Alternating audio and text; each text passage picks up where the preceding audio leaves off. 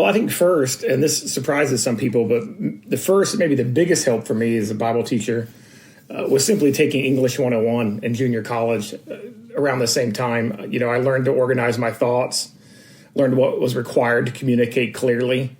To write well, it requires that you think well. And that was a huge help. I was terrible at communicating what was in my head to people around me before I took that first writing class.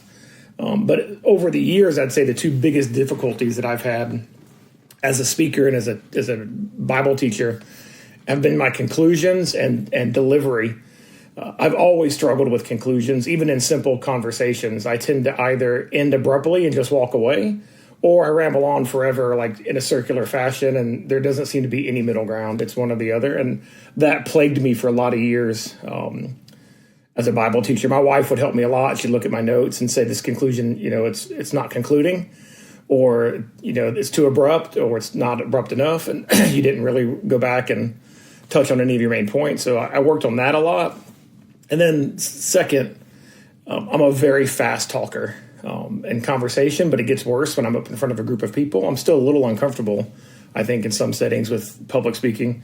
So every time I get up to preach, I have to make a real conscious effort to breathe and slow down and speak slowly and clearly. And I do that with varying degrees of success. Those are still two things that are a work in progress, just concluding well and speaking in at a speed that people can understand. Yeah, well, thanks for letting us in on those kind of even works in progress. As far as conclusions, I mean, some sermons, they kind of end the way that Forrest Gump kind of ended his speech, where it's like, and that's all I've got to say about that. And then you're just kind of done.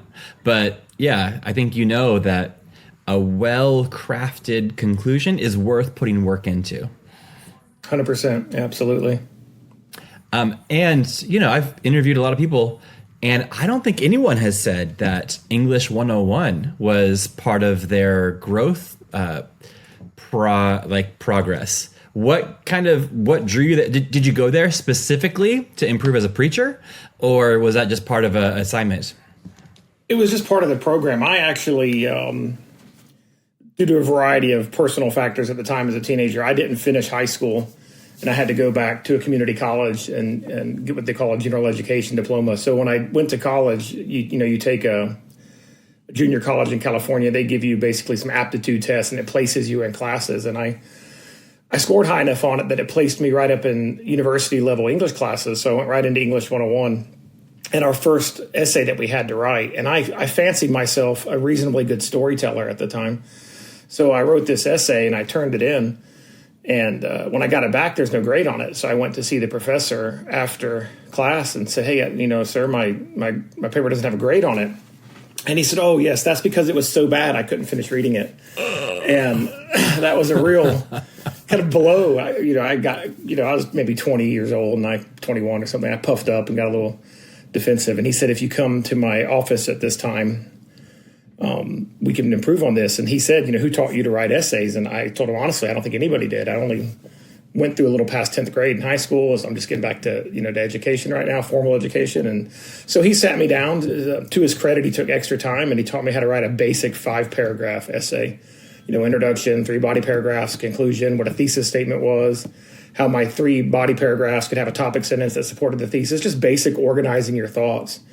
And, I went back, rewrote the paper, turned it in and got an A. And I don't think I ever got worse than a B after that. And it just really highlighted to me that I can read and know material fairly well in my mind, and it makes sense to me. But if I don't know how to communicate it to people around me through whatever medium I'm using of communication, then it's kind of pointless if my goal is to teach other people. So at that time, I had no sense yet that I was going to be a preacher or a pastor. I just knew I wanted to get better grades and I wanted to communicate more clearly. And I think everything I've learned about teaching and communicating since is built on that first lesson in a 5-paragraph essay and how to write. Yeah. What was that professor's name? It was Mr. De Leon, and he was an English lit professor at a community college on the Central Coast in California. And I owe him a debt of gratitude for that. He really took the time to, he was very blunt and right to the point. This is terrible. It doesn't make any sense. He basically said, this is one 3-page run-on sentence. I said, oh, wow, okay. But it was a huge help. Yeah, and it often surprises people. I mean, I've learned other things since that are more directly applicable to being a Bible teacher. But it seems that everything is built on that since then. It opened my eyes to the necessity to think well and learn to communicate that well to people. And that applies in every field that I've been involved in professionally. It involves, it applies pastorally. Whether I'm preaching on Sunday or writing an email and trying to answer people's questions, I kind of hear the voice of Mr. De Leon in the back of my mind. Make yourself understood.